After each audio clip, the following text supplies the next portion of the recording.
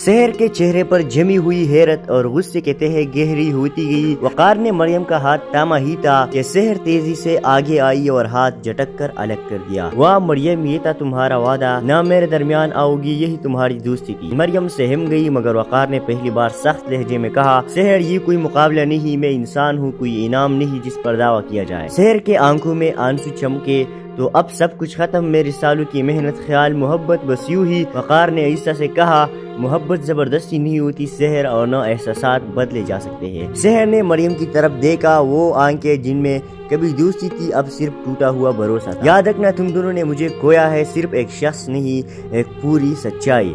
ये कहकर वो पीछे हटी और तेजी से वहां से चली गई। मरियम की आंखें नम थी, दिल लरज रहा था।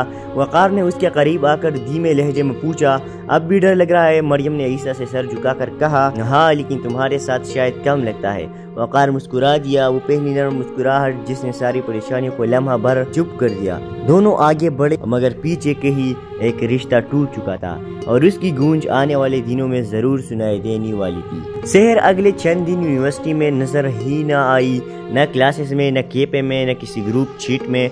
मरियम के दिल पर बोझ सा पड़ने लगा, वो मुझे कभी मुआफ नहीं करेगी। वकार ने उसे तसल्ली दी, मगर खुद भी अंदर से बेचैन था। सहर की गैर मौजूदगी एक अजीब सी खामोशी बनकर हर जगह महसूस होती थी। फिर एक दिन लेक्चर के बाद मरियम की मेज पर एक लिफाफा पड़ा मिला, उस पर सिर्फ एक नाम लिखा था, मरियम के लिए सहर। मरियम का दिल जोर से धड़का, उसने लिफाफा खोला, अंदर एक छोटा सा खत था, अगर कभी तुम्हें लगा कि तुमने सही किया है तो मेरी आंखों में देखकर मुझे बता देना। मैं किसी का बुरा नहीं चाहती थी, बस इतना चाहती कि वकार मुझे देख ले, लेकिन शायद कुछ लोगों के नसीब में सिर्फ टूटने वाली चीजें लिखी होती है। फिलहाल मैं कुछ दिन दूर जा रही हूँ, तुम दोनों खुश रहो सहर। मरियम की आंखों में आंसू भर आए। वकार ने खत पढ़ा तो चेहरे पर फिक्र की लकीरें गहरी हो गई। ये ऐसे गायब नहीं हो सकती, उसकी हालत ठीक नहीं लग रही है, हमें उसे ढूंढना होगा। उसी शाम दोनों शहर के घर पहुंचे। घंटी बजाने पर उसकी छोटी बहन बाहर आई। आप लोग